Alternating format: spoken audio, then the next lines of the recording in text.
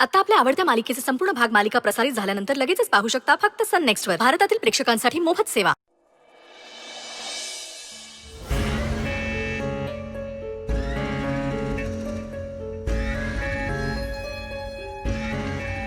अजूनही वेळ गेलेली नाहीये यशोधरा.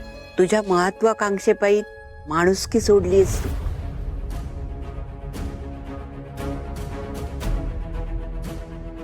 तुला बिझनेस मधलं काही कळतं का ग? मग कशाला इतकं बोलतेस? गप्पा बस ना. नसेल कळत, पण चांगलं काय वाईट काय एवढं तर कळतं. चूक काय बरोबर काय हेही कळतं. नाव कमवायला आयुष्य खर्ची पडतं ग, पण नाव गमवायला एक क्षण पुरे असतो. आमचं नाव आम्हीच कमवलं ना. मग ते आम्हीच कमवलं. आम्ही कोणालाही दोष देत नाही आहोत. आणि गमावलेलं नाव परत कसं कमवायचं ते आम्हाला चांगलंच माहिती. लोकांची शॉर्ट मेमरी असते आई. एखादी अशी काही घटना घडली आणि नाव खराब झालंच तर मोठं काहीतरी घडवून नाव पुन्हा मोठं करता येतं. त्यासाठी लागतं प्लॅनिंग आणि बक्कळ पैसा, जो आमच्याकडे आहे. आम्ही खर्चही करू. तू काळजी करू नकोस. I am back. I will handle. Do you understand? You better understand. तुला कोणाबद्दल काही वाटत नाही, पण तू माझी मुलगी आहेस ग. माझं काळीच तुटतं तुझ्यासाठी. मेलोड्रामा मेलोड्रामा आणि नुसता मेलोड्रामा आई. खरंच हद नाही. 2 दिवस लॉकअप मध्ये होतो आम्ही. खूप स्ट्रेस मध्ये होतो. घरी आल्यावर वाटलं होतं 2 प्रेमाचे शब्द बोलशील तू, पण नाही. Lecture lecture and lecture. I am tired of you.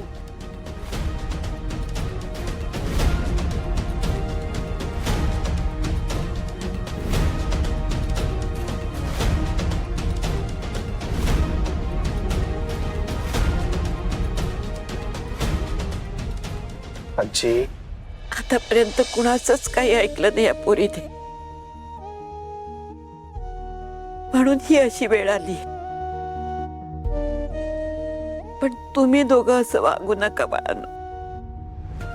हे काही काम कराल, जो काही बिझनेस कराल ना, तो प्रामाणिकपणे करा.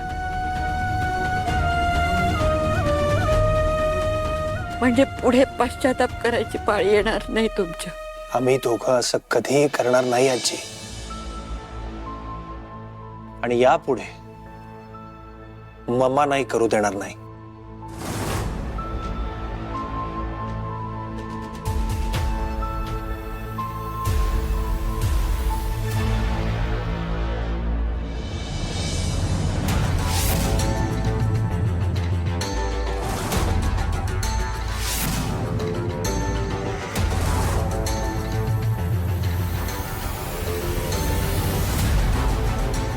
ही शनाया जरा वेगळंच प्रकरण वाटते. तिच्या विरुद्ध पुरावे गोळा करायचे म्हणजे तिच्या बरोबर तिच्या बॉयफ्रेंडवर सुद्धा लक्ष ठेवावं लागणार आहे. एखाद्या हुशार व्यक्तीवरच जबाबदारी सोपवायला हवी. आराध्या बोलते.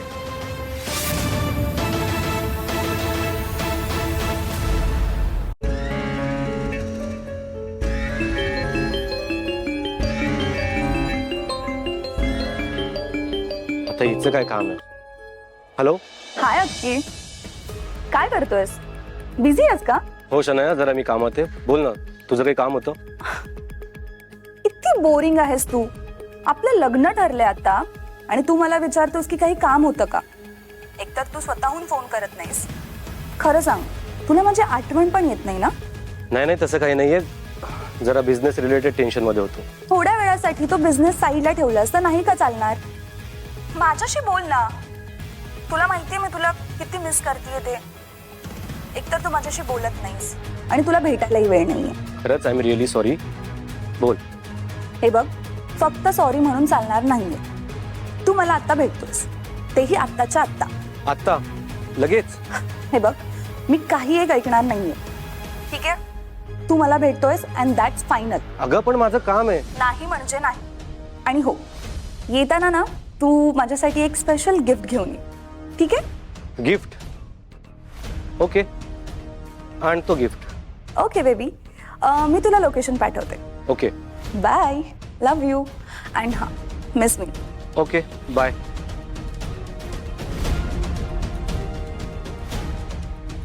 काय करू आता? हिला भेटायचं आणि गिफ्ट काय देऊ? काहीच कळत नाहीये. येस, इशिता. ह्या बाबतीत इशिताची हेल्प घ्यायला हरकत नाहीये.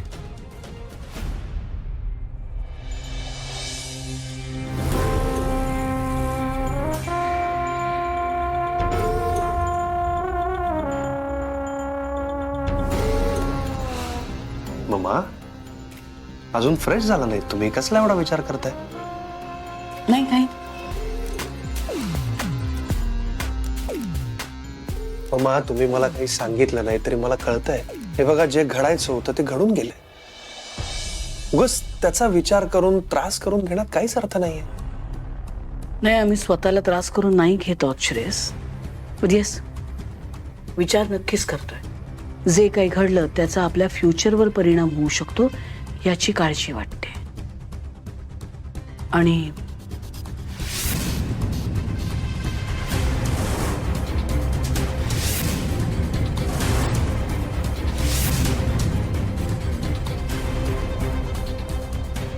हे बघा, पुन्हा तुम्ही विचारात हरवलात.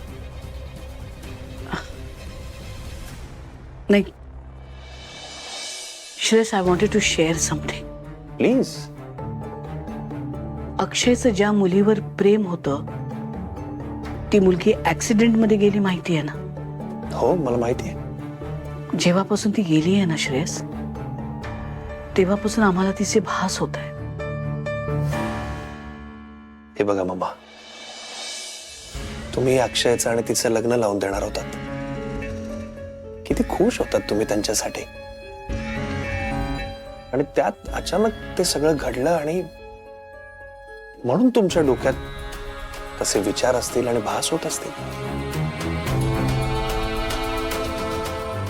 नाही, आम्हाला पण तेच वाटत होतं. म्हणजे आम्हाला अनेक वेळा भास होत आहेत तिचे. पोलीस स्टेशन मध्ये पण भास झाला.